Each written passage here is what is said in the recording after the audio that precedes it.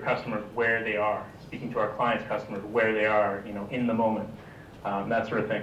So what we've done to adapt to this is we've added a service which we call ICUC Local, and this allows us to monitor reviews that customers are posting about our clients' bricks and mortar locations. So their retail outlets, their restaurants, their shops, and any brand that has multiple locations. We're able to monitor the customer reviews that are being left on sites like Google Maps, on Facebook, on Yelp, on TripAdvisor, and the list goes on. And we can actually then engage with those customers, especially customers who are having a bad experience or have given a bad review to a particular location. So we've been able to combine two things in this service where we're addressing the shift to mobile, moving towards a mobile-first digital marketing experience, and then also that personalized experience. So being able to actually speak directly to customers rather than just broadcasting messages. We give them that one-on-one interaction which they're looking for. Awesome, thank you. So I'll speak to a company I'm working with now, a diagnostic lab company I'm doing consulting work for called Pathnostics. So Pathnostics is a California-based, again, laboratory company where they offer diagnostic tests for physicians and hospitals to diagnose diseases, urinary tract infection, other toxicology, or if someone has overdose. So specifically what I'll speak to is urinary tract infection, which I hope no one ever gets. Let me just say that, not a good thing. So let me give you some statistics on what a urinary tract infection. So it's an infection that goes through our bladder. About 25,000 people die a year of that. That's scary. That should never, ever, ever happen in our world. Never should happen. That's 25,000 in the United States. Secondly, costs about $10 million of hospitalizations for that. So I apologize, not $10 billion. I missed that M, change that to a B, for the cost of hospitalization and test if it's not diagnosed correctly. So very, very important then to help patients get better faster, to obviously reduce hospitalization, is to be able to diagnose those quicker. So Pathnostics, what they did, and fortunately what I've been part of the team, is they did something, any biology, chemistry majors in here? Excellent, okay, you're gonna know this better than me, so you could probably speak of the DNA and the strands. So what the test does is, from Pathnostics, it takes a sample from a patient, it takes a urine sample, and is able to then look at the genetic makeup of the bacteria, virus, or fungi that may be causing it. So it's actually looking at the genetic makeup of it. And when you know the genetic makeup of a causative pathogen, then you can diagnose it with complete accuracy. And when you diagnose with complete accuracy, then you can determine how you're going to treat it with what type of an antibiotic. So fortunately, Pathnostics, the company I'm consulting with, is the only company in the world that has this test. And that has just made tremendous difference. We launched it about a year ago. A tremendous difference in the lives of patients, and physicians call me all the time and they have emails of how they were using a standard culture and didn't diagnose the patient. They were getting sicker, they were worried about hospitalizing them, and then they immediately did our test, which is a turnaround time of 48 hours or 2 days, diagnosed the right, or I should say the right pathogen causing it, whether it's a bacteria or a virus, and then was able to treat it and keep people out of the hospital. So it's great also feeling to know that you're part of an innovative company that has products like that are helping people. And that's the other thing I just encourage you. When we talk about innovation, there's return on investment. I mean, that is king in the business world, right? Profit, revenue is king. But also think about how we can serve people better, and how you can make a difference with innovation. So those are some of the things that I've learned.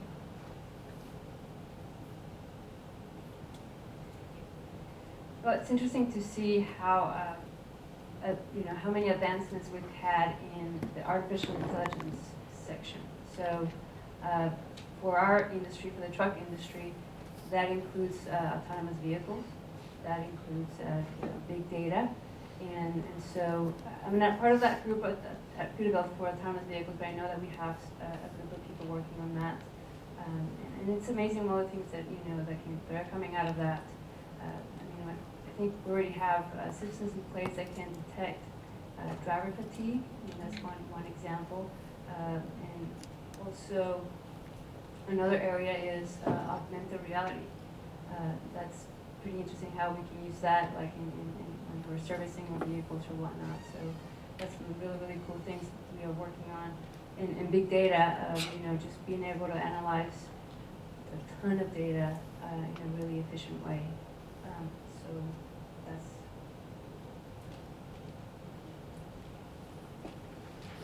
All right, for time's sake, we're probably going to go ahead and skip to the last key question here and then open it up for a little Q&A. The last one is, a big theme this year for our class is, this program is really not just for business majors or your technical finance or accounting, and that the skills we learn here can be applied to almost any industry or every industry, and as we kind of talked about today, both your personal life as well as your professional life.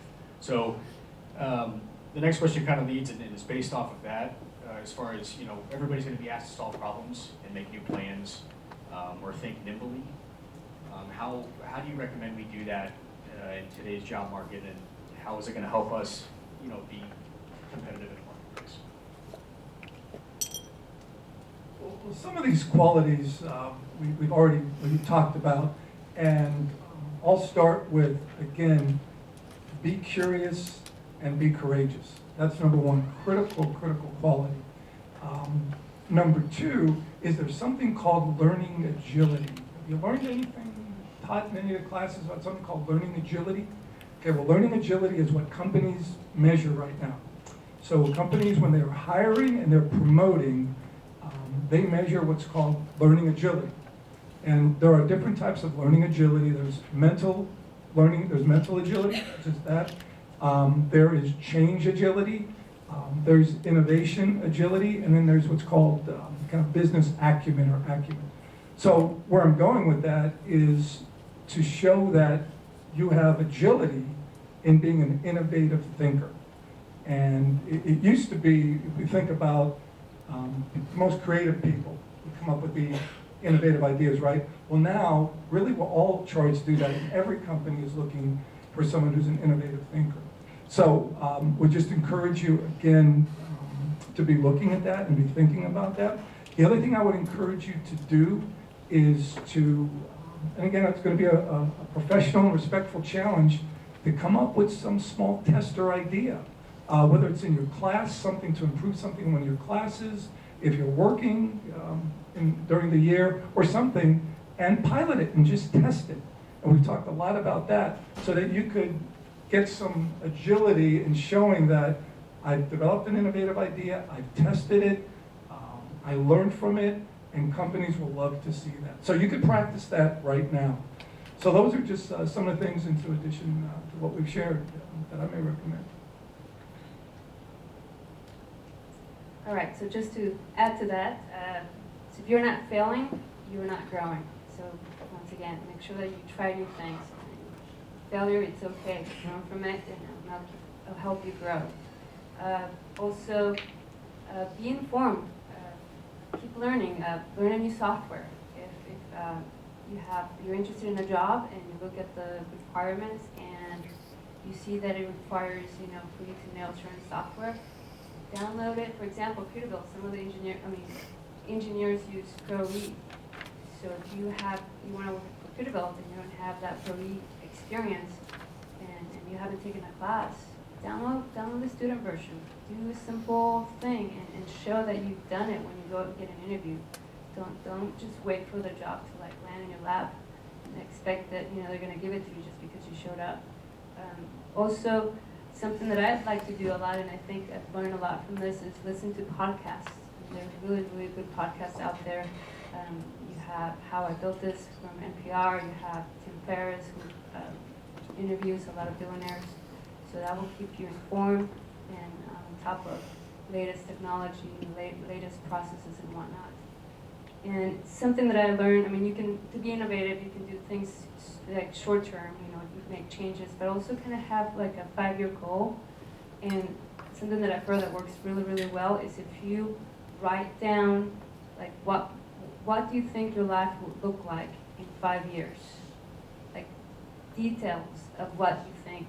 Like, 5 years from now, like in this day, 5 years from now, where will you be? What will you be doing?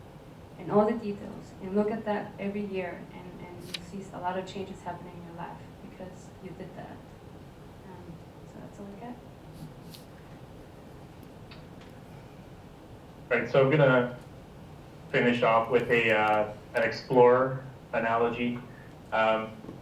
Think of the great explorers. Think of Christopher Columbus.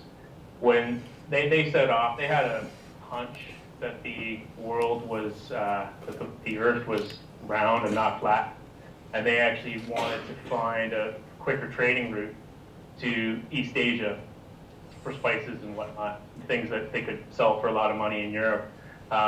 So let's use Christopher Columbus. I mean, he set off and he was a leader in uncharted waters.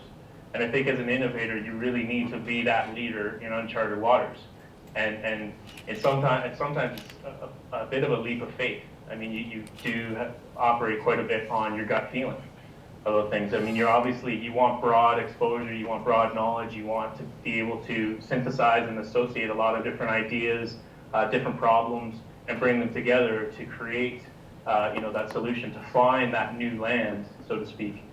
So really, be a leader in uncharted waters and have that courage to do so. And that's all. Fantastic, thank you. All right, so it looks like we have about 10 minutes to answer some questions. Go ahead and say the question. James, I'm going to repeat it just in case you can't hear through the Skype. So, yeah, floor is open.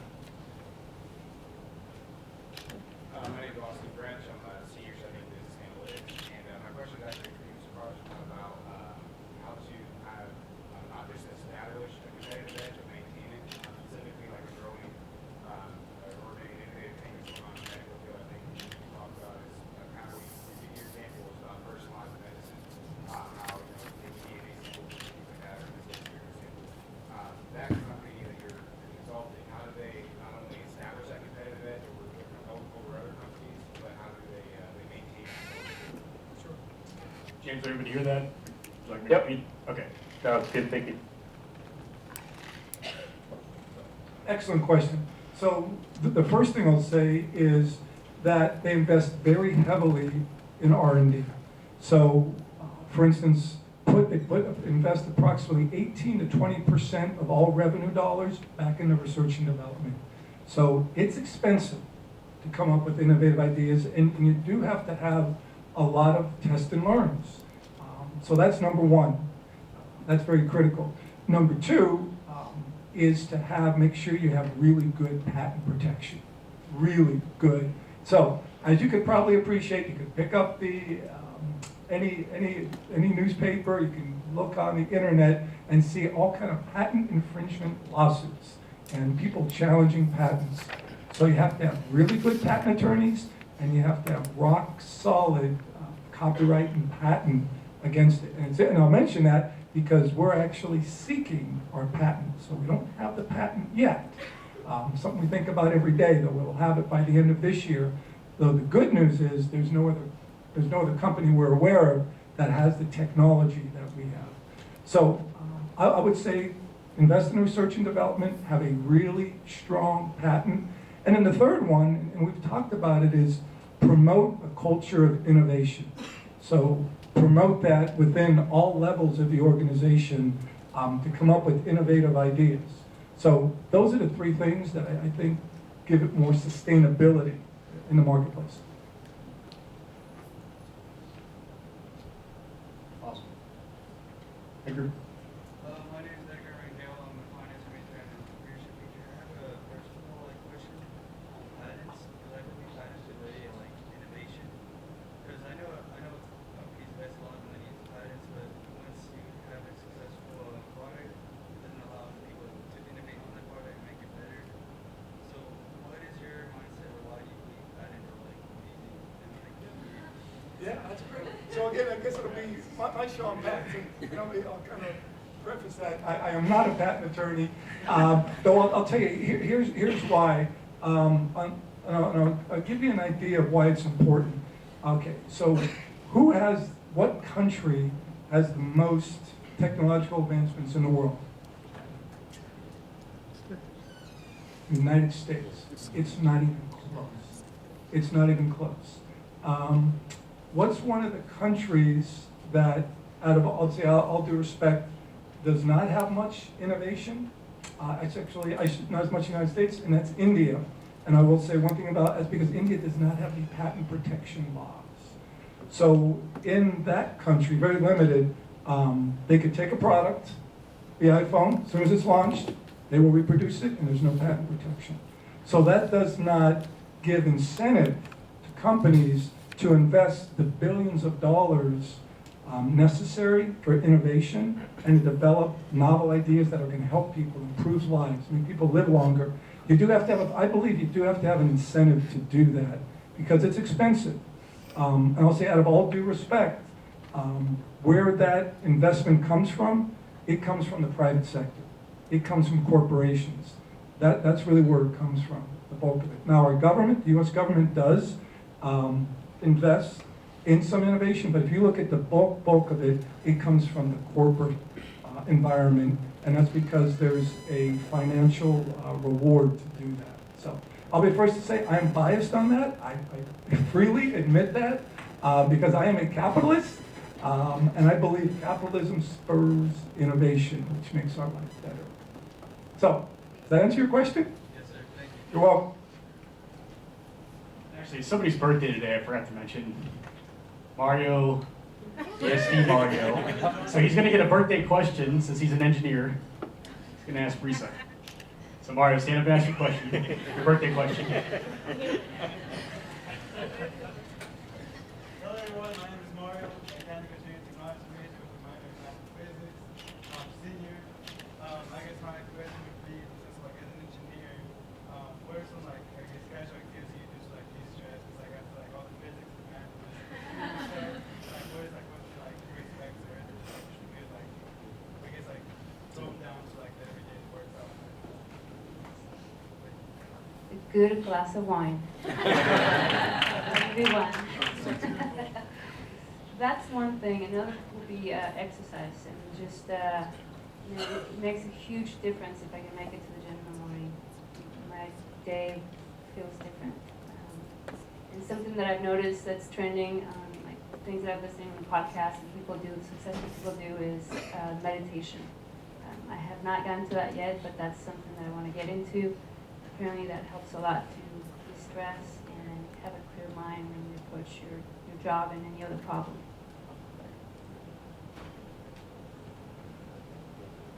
All right, Caesar. Hello, my name is Cesar Ramirez. I'm a finance and data analysis major with a minor in economics. My question is a kind of a two-parter almost, and a little bit more personal. How can you be resourceful? I know with patents and innovation, it comes to a point where you're creating such a new idea, it's kind of hard to find ways to make it, to mass produce it. So you need to reach out and use, different resources. What are some tactics that you use to resource? Because currently I have my own business and we're creating the product, but the thing is, we don't know who or what resources we're able to use to produce the product or even kind of market it. And the second one is, what podcasts do you listen to? I listen to Tim Ferriss, Entre Leadership, EO Fire, some of huge podcasters, so I don't know if you also have recommendations, so those two-parter. James, would you like to answer the first part of that question, and then Brisa concerning the podcast? Okay. James, you were able to hear that? Yeah, so what you want to do is, before you develop anything, you want to basically identify the fact that there are existing customers.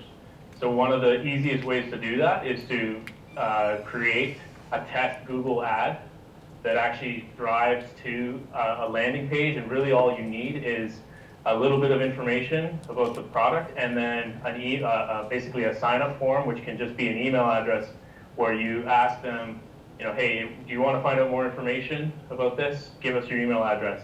And then you can follow up with an email basically saying, hey, we're going to let you know just as soon as we have this available. Thanks for your interest. So what you can do is you can gauge the potential size of a market with very little expense. So I mean, you could run maybe $500 worth of Google Ads and test whether or not your idea actually is generating market interest. Awesome. The podcasts that I listen to are Tim Ferriss and NPR, How I Built This. It's those, they're interviewing people of how they built their business. Have you guys heard of that? Yeah. It's fantastic, yeah.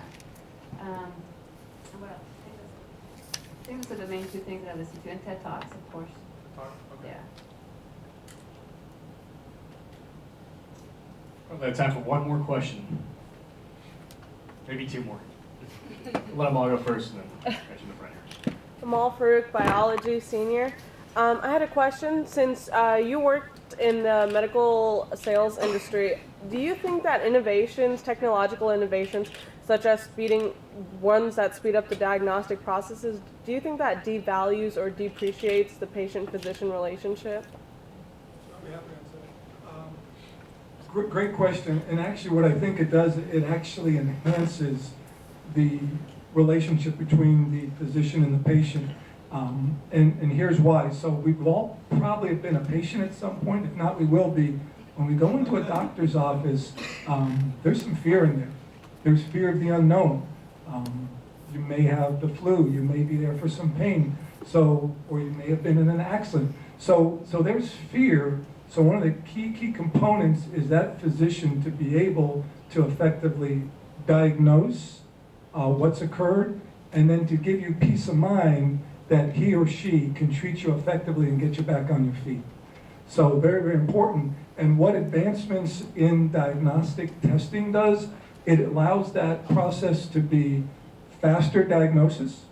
So that's important, and more accurate diagnosis.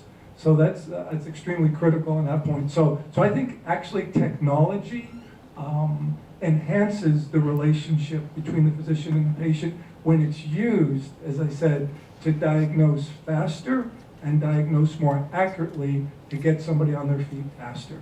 There's no better feeling. If you've ever been sick, I've had 5 knee operations from playing sports a lot of years, and I could tell you, the physicians and the physical therapy that got me on my feet faster, that was great. That was just the best feeling in the world. So I think that's an important quality of life and peace of mind that I think we all strive for. She's going to be available for maybe like 5 minutes after. Unfortunately, we're at our time. You had a last question maybe towards the end. I could be a little verbose, so I do apologize in advance. Hey, we most certainly appreciate everyone here, but especially James. It's actually midnight in Britain, so I got to work tomorrow. We appreciate you, James. Thank you very much. Give these guys a hand.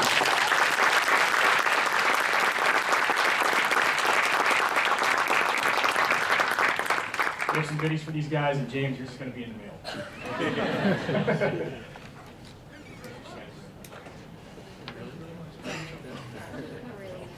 All right, second session. Head to the room. Ellie, you have a comment? Yeah, James, thank you. Great job.